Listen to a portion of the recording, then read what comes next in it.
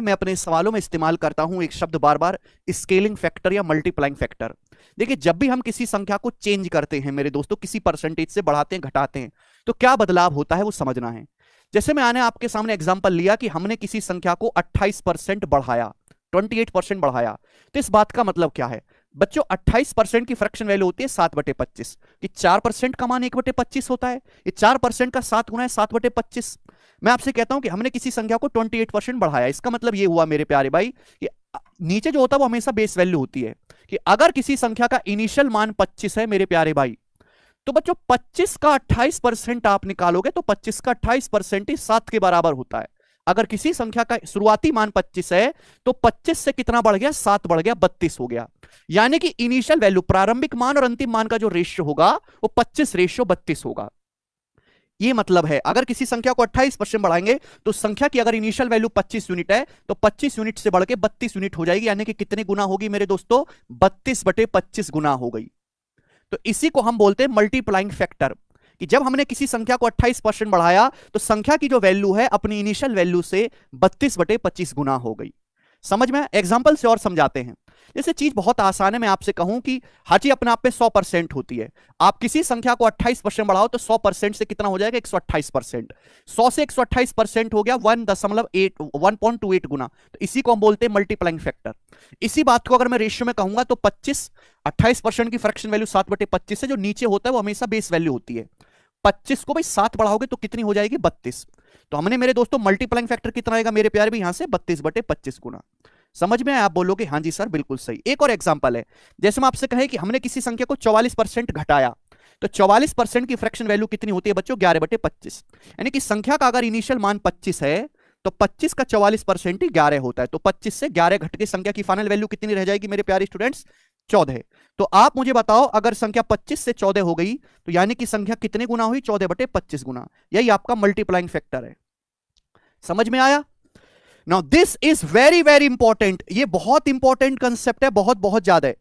भाई मैं आपसे कहता हूं कि कोई संख्या k है, आपने उसको x% बढ़ाया, कितना बढ़ाया? x%। तो अब संख्या क्या हो जाएगी? भाई k तो थी ही, भाई संख्या k तो थी ही, और आपने क्या किया मेरे दोस्तों? k का x% बढ़ाया, k का x% बढ़ाया, यानी कि मेरे दोस्तों k तो थी, आपने k का x% और बढ़ाया, तो अब संख्या k इंटू 1 + x% हो जाएगी। 1 + x%, इसी को हम बोलते हैं मल्टीप्लाइंग फैक्टर 1 + x%। x% का मतलब होता है x/100। तो मैं आपसे बात कहना चाहता हूं, हर जगह मैं इस बात का इस्तेमाल करूंगा कि अगर आप किसी भी संख्या को x% बढ़ाओगे, x%, तो संख्या की जो वैल्यू है वो 1 + x% से मल्टीप्लाई हो जाएगी। ठीक है भाई? या फिर हम इस बात को मेरे दोस्तों 1 + x/100 भी कह सकते हैं। x% का मतलब होता है स्टूडेंट x/100।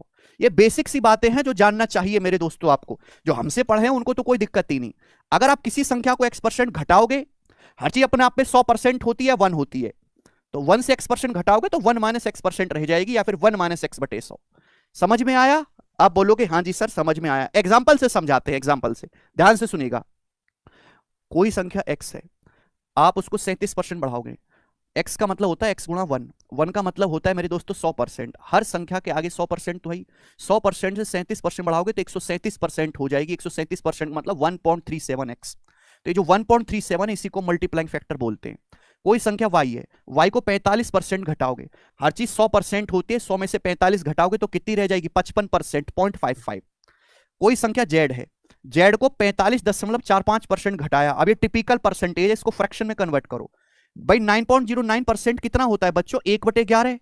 ये उसका 5 गुना है तो 5/11। तो मेरे दोस्तों हर चीज अपने आप में 1 होती है, 1 को 5/11 बढ़ाओगे तो कितना हो जाएगा? तो आप कहोगे सर 16/11 गुना। तो z की जो वैल्यू है वो 16/11 गुना हो जाएगी।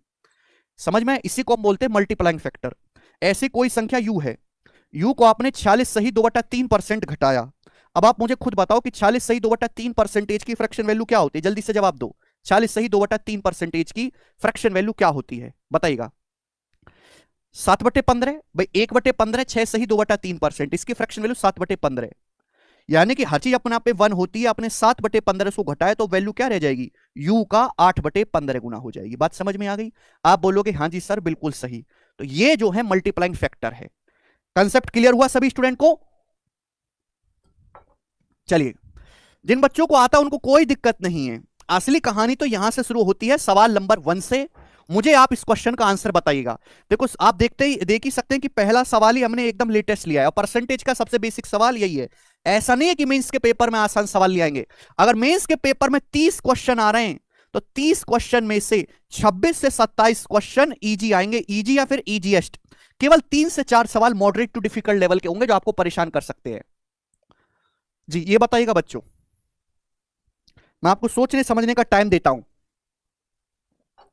यदि किसी एग्जाम में रोहन के जो अंक है पवन से 36% कम है, तो पवन के जो अंक है वो रोहन से कितने परसेंट ज्यादा हैं?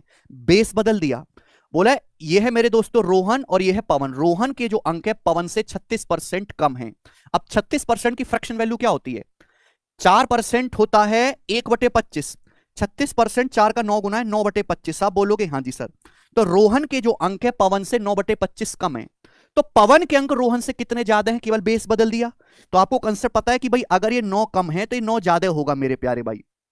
रोहन के अंक अगर पवन से 9 कम है तो पवन के 9 ज्यादा होंगे। बेस क्या आएगा? 25 माइनस 9 16। 16 तो मेरे दोस्तों यही आपका बेस बनेगा 16। 25 माइनस 9 16, यही आपका बेस बन जाएगा 9/16। आप बोलोगे हाँ जी सर बिल्कुल सही, जो कि 3 है, थर्ड ऑप्शन। भाई ये 9/16 को आप जल्दी से कैसे लिखोगे? 9/16 का मतलब ऐसे लिखो 8/16 प्लस 1/16। 8/16 तो आधा हो गया ना, आधा यानी कि 50%। 50% में 1/16 6.25% जोड़ेंगे तो 56.25% आ गया। आपको पूरा रेशियो बनाने की जरूरत नहीं है कि बच्चों की तरह रेशियो बना रहे हैं, ये कंसेप्ट आप सीखिए। बेस बदलता है, ये जितना कम है उतना ज्यादा होगा। नीचे क्या आएगा? इन दोनों का इफेक्ट 25 माइनस 9 16।